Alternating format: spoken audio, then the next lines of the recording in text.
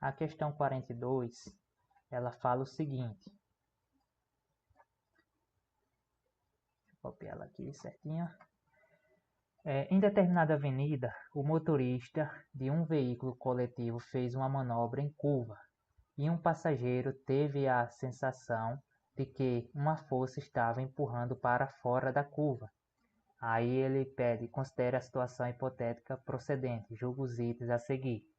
Aí vamos avaliar o passo a passo dos itens, certo? No item 1, ele diz o seguinte, a sensação descrita pelo passageiro é causada por uma força centrífuga real que atua sobre ele. E aí, isso é verdade ou é falso? Então, já vou dar a resposta para vocês. Isso é falso, né, pessoal? Por quê? Pela seguinte explicação.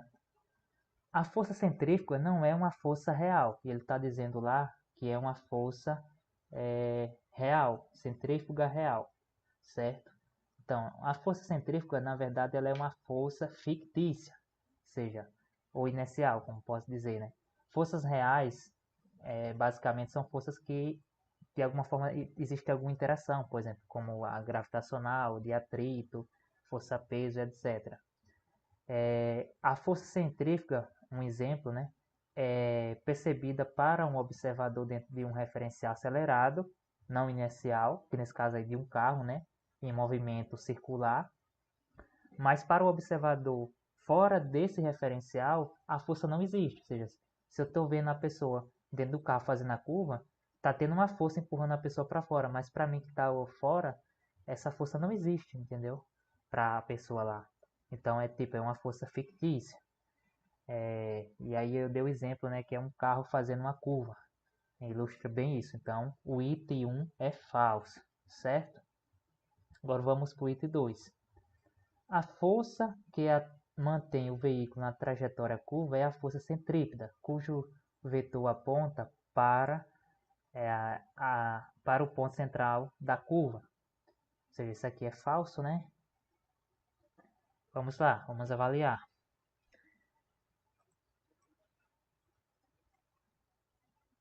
Item 2. Para que qualquer corpo faça uma curva, é necessário ter uma força resultante apontando para o centro dessa curva. Ou seja, no exemplo do carro, quando o carro faz uma curva e o que mantém o carro nessa curva é uma força, que é a força de quê? De atrito, né? Ou seja, no exemplo do carro é a força de atrito que mantém esse papel. Porque se não tivesse atrito do asfalto, o carro simplesmente ia reto, entendeu?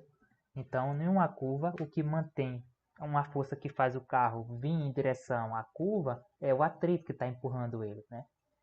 Então, senão ele se mantinha em um movimento retilíneo uniforme, né?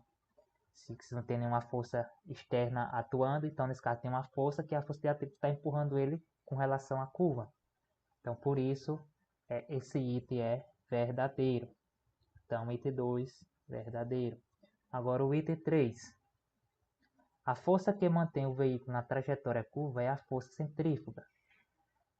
Aliás, isso eu já li, né? Item 3. A sensação descrita pelo passageiro é explicada pelo princípio da inércia, pois o corpo tende a manter sua trajetória retilínea. Então, isso é verdade, né? Como eu acabei de mencionar, o que diz a lei da inércia? A lei da inércia, vou colocar aqui, ela diz o seguinte, primeira lei de Newton, isso. Um corpo em movimento tende a manter sua velocidade vetorial constante, ou seja, em linha reta, a menos que uma força atue sobre ele, ou seja, sobre esse corpo, né? Se não houver uma força atuando, ele vai manter sempre em movimento vetorial constante, né? E retilíneo. Então, verdadeiro esse item, certo? Então vamos lá, agora avaliar o último item. Como o veículo é um referencial não inercial, a sensação descrita pelo passageiro só poderá ser explicada caso seja introduzida uma força fictícia. Ou seja, isso é verdade, né? Foi o que a gente acabou de mencionar antes. Então, verdade. Então, qual é o item correto, no caso, para essa questão, né? Ou seja, o item primeiro é falso, vai ser os que não tem o item primeiro. Então, quem aqui tem 2, 3 e 4? A letra E. Então, essa é a resposta para essa questão 42 do concurso, certo?